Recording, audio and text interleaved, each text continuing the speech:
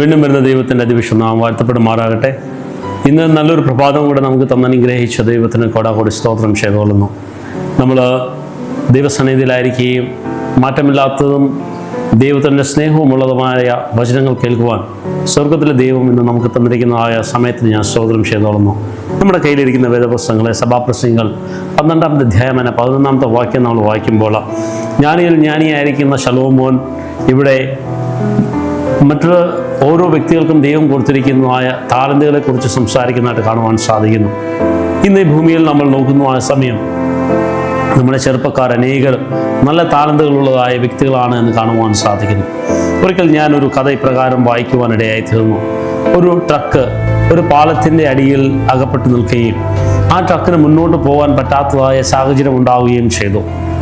ആ കമ്പനിയുടെ പല എഞ്ചിനീയർമാരും വാഹനത്തെക്കുറിച്ച് അറിയുന്നതായ അനേക വ്യക്തികൾ വന്ന് അത് പരിശോധിക്കുകയും അത് എപ്രകാരം മുന്നോട്ട് പോകാൻ സാധിക്കില്ല എന്ന് അവർ മനസ്സിലാക്കുകയും ചെയ്തു. ആ സമയമാണ് അതുവഴി കടന്നുപോയതായ ഒരു സാധാരണ മെക്കാനിക്. അദ്ദേഹം ഈ വണ്ടി അപ്രകാരം നിൽക്കുന്നത് കണ്ടതിന് ശേഷം വണ്ടിയുടെ അടുത്ത് വന്നിട്ട് അവിടെ ഉണ്ടായിരുന്നതായ ചില വ്യക്തികളോട് ചോദിച്ചു, ഞാനൊരു കാര്യം ചെയ്തോട്ടെ. അപ്പോൾ അവർ വിചാരിച്ചു, ഇദ്ദേഹത്തിന് എന്തറിയാം, ഞങ്ങൾ ഇത്രയും പഠിച്ച് ജ്ഞാനമുള്ള വ്യക്തികളാണ്, ഈ വണ്ടി എപ്രകാരം എടുക്കണമെന്നതിനെ കുറിച്ച് ഞങ്ങൾക്ക് എല്ലാവർക്കും അറിയാം, പക്ഷേ ഇവനെന്ത് ചെയ്യാൻ സാധിക്കുമെന്ന് അവർ ചിന്തിക്കുകയും, ശരി നിനക്ക് ഇഷ്ടമുള്ളത് നീ എന്താണെന്ന് ചെയ്തു കാണിക്കുമെന്ന് ഞാൻ അവരോട് പറയുകയും ചെയ്തു. ആ വ്യക്തി ഒന്നും പറഞ്ഞില്ല. അവരോട് പറഞ്ഞു, ഈ ടയറിൻ്റെ കാറ്റ് കുറച്ചടിച്ചു വിട്ട് കഴിഞ്ഞാൽ അതിന് തട്ടി നിൽക്കുന്ന ആ ഭാഗത്തു നിന്നും വണ്ടി പതുക്കെ താഴുകയും വണ്ടി പതുക്കെ മുന്നോട്ട് പോവുകയും ചെയ്യും എന്ന് അദ്ദേഹം പറഞ്ഞു. അത് കേട്ടതായിരിക്കുന്ന എഞ്ചിനീയർമാർക്ക് ഒരു ആശ്ചര്യം തോന്നുകയും ശരി ഇദ്ദേഹം പറഞ്ഞത് നമുക്കൊന്ന് പ്രായോഗികമാക്കാം എന്ന് പറഞ്ഞ് അവരത് ശ്രമിക്കുകയും ചെയ്തു. കഥയുടെ അവസാനം ഇപ്രകാരമാണ് പറയുന്നത്, ഈ ലോകത്ത് അവർക്കറിയാവുന്നതായ താലന്തുകൾ ജ്ഞാനങ്ങളൊക്കെയും അവർ അഹങ്കാരത്തോടു കൂടെ കണ്ടതായ സമയം, അല്ലെങ്കിൽ അവർക്ക് ചെയ്യുവാൻ പറ്റില്ല എന്ന് കണ്ടതായ സമയം, ഏറ്റവും ലളിതമായിരിക്കുന്ന ഒരു വ്യക്തി അദ്ദേഹത്തിൻ്റെ ആ ചെറിയൊരു കഴിവ് ഉപയോഗപ്പെടുത്തിക്കൊണ്ട് ആ ട്രക്കിനെ അവിടെ നിന്നും മാറ്റിക്കൊണ്ട് പോകുന്നതായിട്ട് കാണുവാൻ സാധിക്കുന്നു. എന്നെ കേൾക്കുന്ന പ്രിയ ദൈവവിശ്വാസികളെ, ഇന്ന് നമ്മൾ ദൈവസന്നിധിയിൽ നമ്മളായിരിക്കുന്നതായ സമയം നമ്മൾ മനസ്സിലാക്കേണ്ടതായ ഏറ്റവും വലിയ സത്യം എന്ന് പറയുന്നത്, ദൈവത്തിൻ്റെ സന്നിധിയിൽ വലുതോ ചെറുതോ എന്നുള്ളതായ താലന്തുകളില്ല. ദൈവം നമുക്ക് നൽകിയിരിക്കുന്നതായ ഓരോ താലന്തുകളും അത് ഏറ്റവും വിലപ്പെട്ടതും ഏറ്റവും പ്രയോജനമുള്ളത് തന്നെയാണ്. അതുതന്നെയാണ് ഇവിടെ ജ്ഞാനിയായിരിക്കുന്ന ശലോമോൻ രാജാവ് പോലും പറയുന്നത്.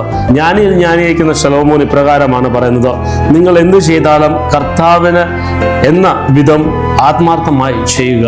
നമ്മുടെ ജീവിതത്തിൽ ദൈവം നമുക്ക് നൽകിയിരിക്കുന്നതായ ചെറിയ താലന്തുകളായിരിക്കാം, അതിന് നാം ദൈവസന്നിധിയിൽ നമ്മൾ കൃത്യമായിട്ട് നമ്മൾ ഉപയോഗിക്കുന്നുവെങ്കിൽ, അത് പ്രയോജനപ്പെടുത്തുന്നുവെങ്കിൽ നിശ്ചയമായിട്ടും ദൈവം നമ്മളെ അനുഗ്രഹിക്കുകയും നമ്മളെ ബലപ്പെടുത്തുകയും ചെയ്യും. പലപ്പോഴും നമ്മൾ ചിന്തിക്കാറുണ്ട്, ഒരു സഭയിൽ നമ്മൾ പാട്ട് പാടുന്നതായിരിക്കാം വലിയ കഴിവെന്ന്, ഒരു സഭയിൽ നമ്മൾ പ്രസംഗിക്കുന്നതാണ് ഏറ്റവും വലിയ കഴിവ് എന്ന്, ഒരു സഭയിൽ നമ്മൾ പല കാര്യങ്ങളും ചെയ്യുന്നതാണ് ഒരു കഴിവ് എന്ന് നമ്മൾ ഒരു സഭയോട് നിൽക്കുമ്പോൾ നമ്മൾ ചിന്തിക്കാം. പക്ഷെ നാം മനസ്സിലാക്കുന്നതായ ഒരു കാര്യം, ആ സഭയിലായ ഒരു ചെറിയ കാര്യങ്ങൾ നമ്മൾ ചെയ്യുന്നത് പോലും പലരെയും നമ്മൾക്ക് ദൈവ മക്കൾക്ക് അടുപ്പിച്ച് നിർത്തുവാൻ നമുക്ക് സാധിക്കും. ഒന്നുമില്ല, നമ്മുടെ സഭയിൽ കടന്നു വരുന്ന ഓരോ വ്യക്തികളെയും നമ്മൾ ഊഷ്മളമായി അവരെ സ്വാഗതം ചെയ്യും, ഒരു ചെറു പുഞ്ചിരോടുകൂടി അവരോട് നമ്മൾ സംസാരിക്കുന്നത് തന്നെ ഏറ്റവും വലിയ താലന്ത് തന്നെയാണ്.